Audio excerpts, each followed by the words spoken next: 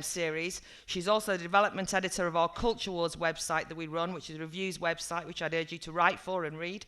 She is widely regarded on the arts and literature, writes and comments on them in the UK, has a regular blog for the Guardian newspaper's Arts Unlimited, and has written books on the English poet William Blake, and has pulled together the individual judging and helped us come to India and put on this. So Shirley Dent. Okay. Thank you to the individual judges, but you've still got to carry on working, even though we've saluted you. Okay, let's meet our panel judges now. At the far end there, we have Les Dangerfield. Les is the Deputy Director of British Council India, and our hosts and our good friends, I think now, here for Debating Matters India. He was born and reared in Kent in southeast England. He has an honours degree in economic history from Exeter University. He started his career as a teacher before joining the British Council. He's been with the British Council in places like Lisbon in Portugal, Milan, Rome, where he was director of the Council's Languages Centre, Singapore, and he's worked in the head office in London on the UK exams and qualifications and taking them around the world. During that time, he's also managed to achieve his own educational excellence and got a lot of qualifications with an MBA from Cranfield Business School, a Chartered Institute marketing diploma, and a Wharton Business School Advanced Management program. His personal interests are travel and travel books, long-distance walking, gardening, the natural world, film and world music, and reading history. And it's a great pleasure to have you on the panel, Les.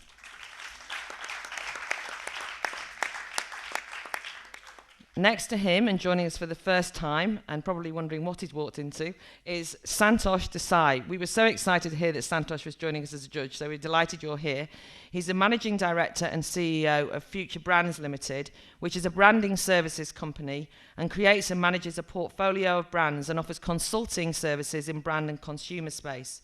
He was previously the president of McCann Erickson, one of India's premier advertising agencies.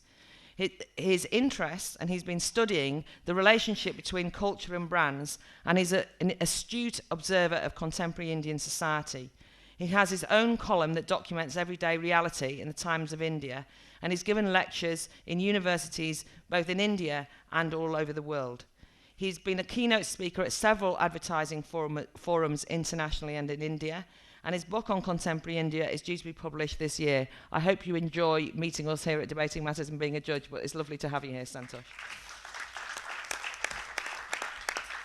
And our final judge is Amir Ola Khan. Amir actually is backed by popular demand. He was a judge in the regional heat in Delhi, and we loved him, so we invited him back. He's the director of the India Development Foundation.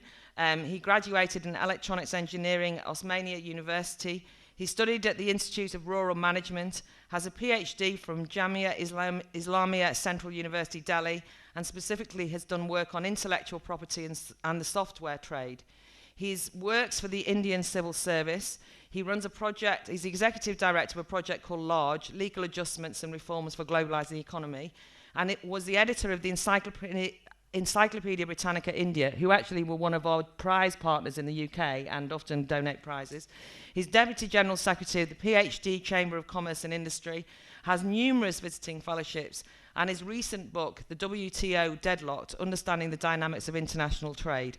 What a fantastic panel we have. Can we give Amir and all of them a welcome?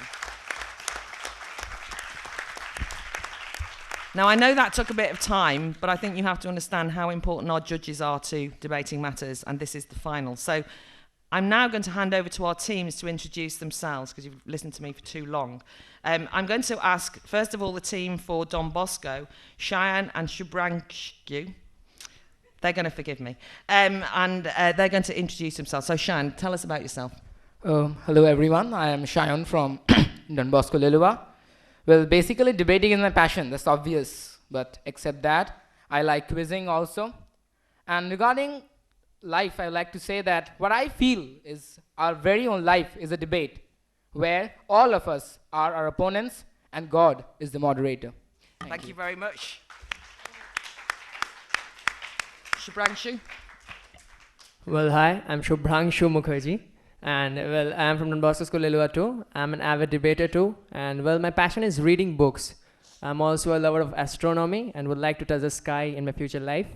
And basically, I always prefer a football to a book. So basically, don't think I'm going to speak much of, real high-flirting stuff, but what hits right on the base. That's my strength, and logical analysis too. Thank you. Thank you very much.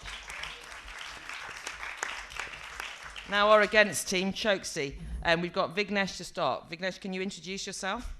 My name is Vignesh Gundesh. I'm from SM Choksi. I have a few hobbies. I love playing the guitar. I've been learning it since the past 10 years. And basically a classical guitar. And reading is not that much of a hobby for me because I like doing more of physical activities. So that's it. Okay, thank you very much. Can we give him a big welcome? And then finally from Choksi, we have Shivanand. Can you introduce yourself? Yeah. I'm A. Shivanand from SM Choksi, and right now I'm really excited because I never expected to reach till here. Now that I've done, I'm hoping to do well.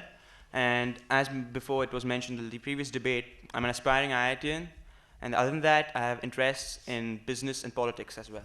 Thank you. Thank you very much. Okay, I'm going to start. The teams know the rules. 2.5 minutes. You get a knock on the glass. Good luck. Enjoy it. Fight hard. Okay, let's start. Our first speaker is Cheyenne from Don Bosco. Lila. A friend in need is a friend indeed. It is with this age-old saying that I assert my stance of today's debate. The topic of today's debate say that India's future lies more with Asia than with the US. And arguing for the motion, I would say that at the crucial time when India just received its independence, it was our Asian brothers who stood by us in the international forums on vital issues like Kashmir and other matters affecting our territorial integrity and sovereignty. They even helped us in defense, space, development of economy, and atomic energy. India was offered cheap economic credit for their infrastructure projects accepted and paid in rupees at a time when we neither had the capital to pay them in dollars, nor did we have the technological know-how. We were also provided with large-scale supply of crucial products like oil that came mostly from our swap deal with Iraq, and fertilizers, metals, etc. It has been a nostalgia that the last section of our ruling class and business elite feel for Mr. George W. Bush, that even our Prime Minister Manmohan Singh remarked that people of India love you deeply. Well, this is a patent absurdity. In a destabilized, unhappy, insecure world, which Mr. Bush created by waging wars, is nowhere to India's interest.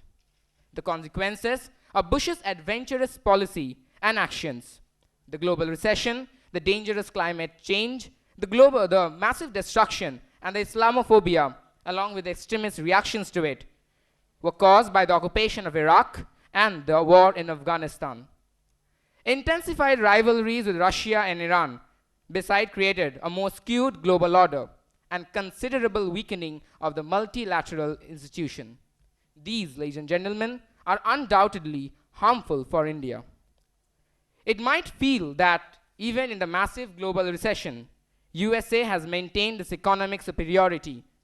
But the policies they applied to was bail out its last vestiges of unchallenged prestige and power by spending a staggering $2 trillion, while only a fraction of it, merely $500 billion, was spent by President Roosevelt in the 1930s that had led to America's economic uprising through public works, which included the 40,000 buildings, 8,000 parks, 72,000 schools, 80,000 bridges.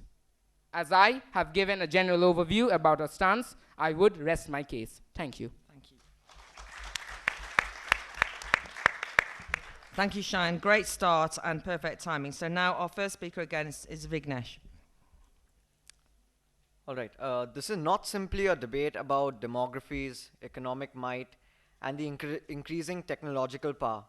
An important factor of the natural alliance between India and the US is the fact that they are democracies, one being the largest and the other the oldest.